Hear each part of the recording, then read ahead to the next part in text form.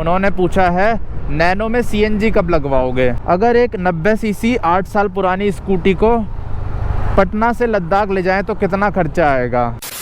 तो स्वागत है आप सभी का एक और नई वीडियो में। अभी टाइम सुबह के 5:15 हो रहे हैं और पहुंच चुका हूं कुछ इस तरह की जगह पे। अभी फ़िलहाल जा रहा हूं पार्क में वॉक और रनिंग करने के लिए।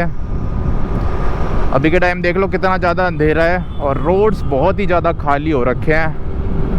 आजकल रोज़ जाता हूँ मैं इसी टाइम सुबह सुबह और मौसम भी बहुत ही ज़्यादा ठंडा ठंडा हो रखा है। और इस वीडियो में करने वाले हैं अपना Q&A, जो मैंने आज से लगभग 4 दिन पहले वीडियो डाली थी। उसमें बहुत सारे क्वेश्चंस आए हैं, उनका रिप्लाई करेंगे इस वीडियो में। बहुत सारे तो नहीं, थोड़े बहुत ही क्वेश्चंस आए हैं, पर जितने भी आए हैं उन सब का कर देंगे रिप्लाई। इस टाइम तो रेड लाइट भी काम नहीं करती है, ब्लिंक करती रहती है सारी लाइट्स। और ये देखो बहुत सारे डॉगी घूम रहे हैं, ये काटते हैं अगर इनके सामने भगा के ले जाओगे स्कूटी। ये डॉन है यहाँ के डॉन। और अभी के टाइम काफ़ी ज़्यादा कम लोग आ रखे हैं, बस एक ही स्कूटी खड़ी है। तो अब वॉक कंप्लीट हो चुकी है मेरी और अब स्टार्ट करते हैं अपना Q&A। पहला कमेंट आ रखा है सिखियान जी की तरफ से।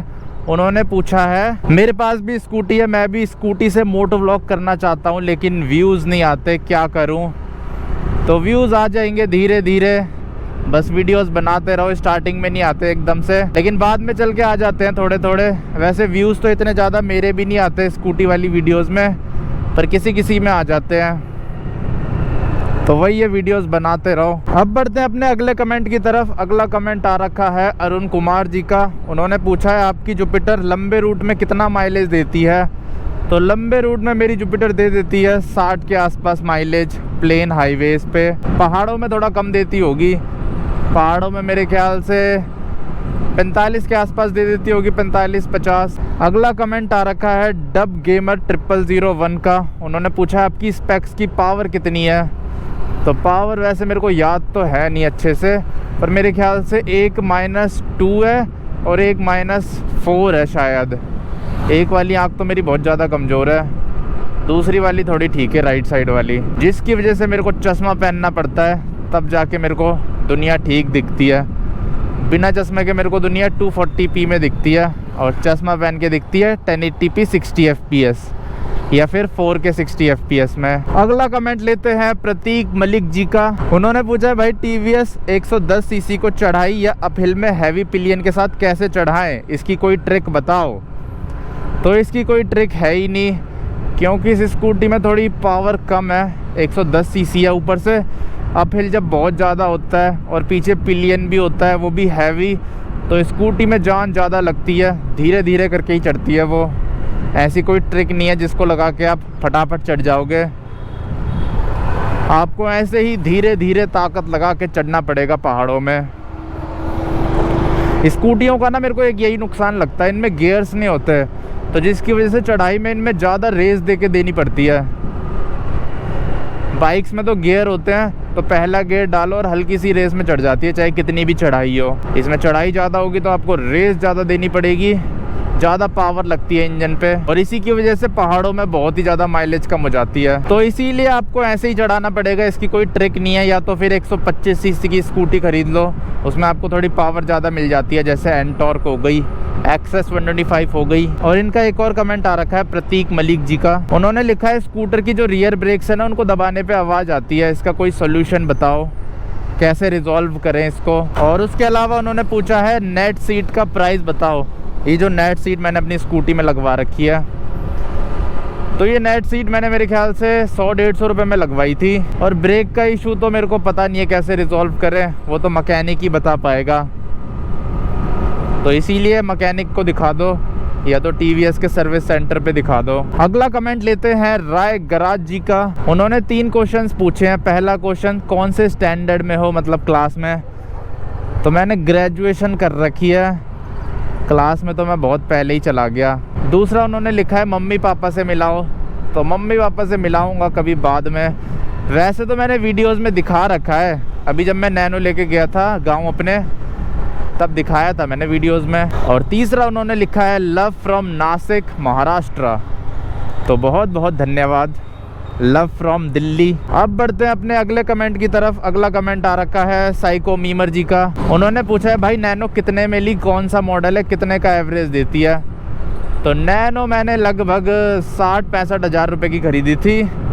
वैसे तो उसके बाद भी उसमें और पैसे लग चुके हैं, 5-10 हज़ार रुपये, और वो 2013 मॉडल है और माइलेज दे देती है वो 15 के आसपास का, लेकिन सिटी में तो ऐसी देती है 15 के आसपास एसी चला के। और इसी के साथ मंदिर आ चुका है, जय बजरंगबली। और अब एक बहुत ही ज़्यादा तगड़ा क्वेश्चन आ चुका है। तो ये क्वेश्चन आ रखा है फोटोग्राफी टीन 18 जी की तरफ से।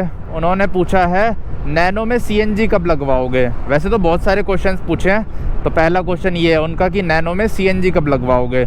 तो यार नैनो में ना अब मेरा CNG लगाने का प्लान कैंसिल हो चुका है, मन नहीं है मेरा, क्योंकि CNG से एक तो उसका बूट स्पेस चला जाएगा, दूसरा पावर रहती नहीं है CNG में। वैसे नैनो में पावर कम है, 624 सीसी का इंजन आता है उसमें, वो भी 2 सिलेंडर, तो इसीलिए पावर कम है। CNG लगवा दूंगा तो और पावर कम हो जाएगी।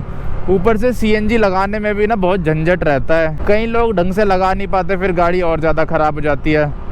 तो इसीलिए CNG अब रहने ही देते हैं, ऐसी पेट्रोल में ही चलाएंगे उसे। दूसरा इन्होंने पूछा है नैनो को ऑफिशियल सर्विस सेंटर कब ले जाओगे। तो ये देखते हैं, अगर बाहर से प्रॉब्लम सॉल्व नहीं हो पाती है तब लेके जाऊंगा।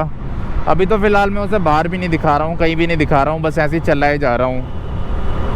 कुछ टाइम तक अभी ऐसे ही चलाऊंगा उसे, फिर उसके बाद ठीक कराऊंगा ढंग से। अभी चल रही है, अभी कोई दिक्कत नहीं है उसमें चलने में, बाकी की चीज़ें बाद में देखेंगे। अभी तो फ़िलहाल सही चल रही है। उसमें मैंने 2 चीज़ चेंज करवाई थी ना, एक तो स्पार्क प्लग और दूसरा कॉर्ड वायर जो स्पार्क प्लग में लगती है, 2 वायर होती है, तो तब से थोड़ी ठीक चल रही है, मिसिंग नहीं कर रही, इसीलिए। नेक्स्ट इन्होंने पूछा है मेरे पास स्कूटी तो नहीं है पर साइकिल है सिंगल गियर, और मैं अभी 12th में हूँ, अभी से ट्रैवलिंग शुरू कर दूँ या बोर्ड्स के बाद। तो अगर 12th क्लास में हो तो पहले बोर्ड्स दे दो अपने, उसके बाद करना है स्टार्ट, क्योंकि फिर तो फ्री रहोगे। 12th ही तो लास्ट क्लास होती है, इसीलिए थोड़ा रुक जाओ, बोर्ड दे दो, एग्ज़ाम दे दो, उसके बाद करना है स्टार्ट। अभी तो ऐसा है आप स्टार्ट कर दोगे फिर पेपर के चक्कर में वीडियोस नहीं बना पाओगे, और जब ऐसे इनकन्सिस्टेंसी रहती है तो चैनल पे बुरा इम्पैक्ट पड़ता है, इसीलिए पेपर दे दो उसके बाद ही स्टार्ट कर लेना आराम से। अगला इन्होंने पूछा है मेरी एक क्रश है, उनसे क्या क्या बातें करें जिससे उनको बुरा ना लगे। तो सबसे बढ़िया है बात ही मत करो उससे, तभी आप ज़्यादा सक्सेसफुल रहोगे अपनी ज़िंदगी में। और इन सब चीज़ों के बारे में मेरे को इतनी नॉलेज नहीं है, तो इसलिए इन सब चीज़ों का जवाब मैं नहीं दे सकता ढंग से। और नेक्स्ट क्वेश्चन पूछा है इन्होंने, मेरा एक सपना है कि जहाँ रास्ते जाए वहाँ जाऊँ घूमने, इसके लिए कितना पैसे लगेंगे 3 साल की ट्रिप के लिए। तो 3 साल की ट्रिप के लिए तो यार बहुत सारे पैसे लग जाएंगे। कई लोग फ्री में भी कर लेते हैं, आजकल वो भी चल रहा है ना, लिफ्ट मांग के घूमते रहते हैं। फ्री में तो नहीं, थोड़े बहुत पैसों में करते हैं, पर 3 साल की ट्रिप के लिए फिर भी ये लगा लो 7-8 लाख रुपए तो होने ही चाहिए, क्योंकि 3 साल में तो इंसान कितने लाख किलोमीटर कवर कर देगा अगर डेली चलाएगा गाड़ी, इसीलिए इतने पैसे तो चाहिए ही।